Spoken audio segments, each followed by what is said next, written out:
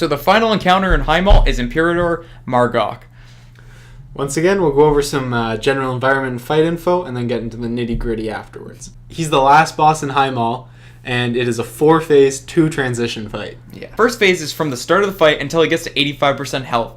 Phase 2 is from 85% to 55%. Then there's the first transition that lasts for a minute. And then the third phase is from 55% to 25%. Then there's another transition for another minute. And the last phase is from 25% until you dead the bastard. The boss will actually use the same abilities throughout the phases, with minor adjustments to abilities depending on the phase. So the easiest and clearest way to explain this is just going phase by phase. Abilities in Phase 1. Which will last until he's 85% health. Accelerated Assault is a stacking buff that the boss gets each time he hits the same target. Each stack will increase attack speed by 8%. This ability actually won't change from phase to phase, so it's going to be constant throughout. It's the only one, by the way. Mark of Chaos is an 8-second debuff that will be put on the tank. Now, when the debuff expires, it deals a ton of damage in a 35-yard radius around the tank. So everyone needs to clear to the other side of the room, or the tank needs to haul ass away from the raid, because if it goes off in the middle of the raid, everyone's just going to drop. Alright, the third ability is Arcane Wrath. Arcane Wrath will target a random raider and put a 4-second debuff on them. After these 4 seconds, the debuff will deal damage to the target and then jump to the nearest player within 200 yards. Every time the ability jumps, it increases the damage dealt by 25% and decreases its range by 50%. When it jumps, the debuff will indicate a stack. Now, to deal with this mechanic, we assigned 2 people who were specifically designated to handle this pretty tricky part. If the ability is used on you, you want to start running away from the raid. The 2 people will then come running over and stand next to the affected player in order to get to the buff to jump to one of the 2 of them. Once the buff jumped, the previously affected player would run back to the raid, leaving the 2 designated players to bounce the debuff back and forth until it got to 5 stacks.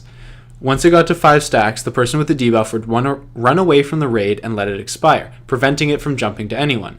As you'll see, this gets a bit trickier in different phases. It changes and, just becomes equally or more irritating than it could already possibly be, because you can't control really who it jumps to for the most part.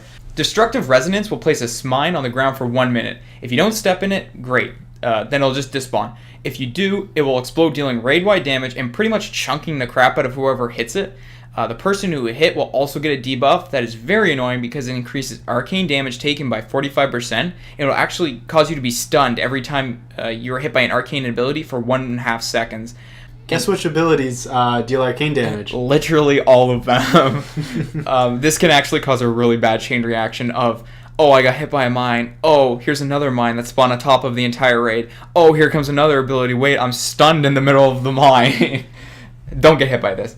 So the stacked range need to be positioning themselves to the sides and behind these mines, not in front. Because there are a few abilities that moves that will cause players to be knocked back, which, could throw you into a mine. And stepping on these things, really is bad. You really want to avoid that. We actually, as you can probably see in the video, we actually place them strategically in a line side by side, and then move to the next section. You can see in the video. It's hard to verbally explain.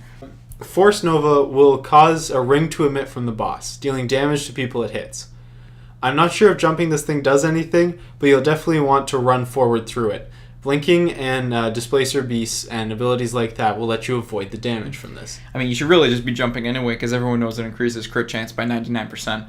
Now, normally, we explain the ads at the end, but throughout the fight, arcane aberrations will spawn, and they'll need to be tanked by the off-tank. It will use Collapsing Entity, which will deal raid-wide damage while they're alive, so these things just need to be taken down quickly, because it's annoying.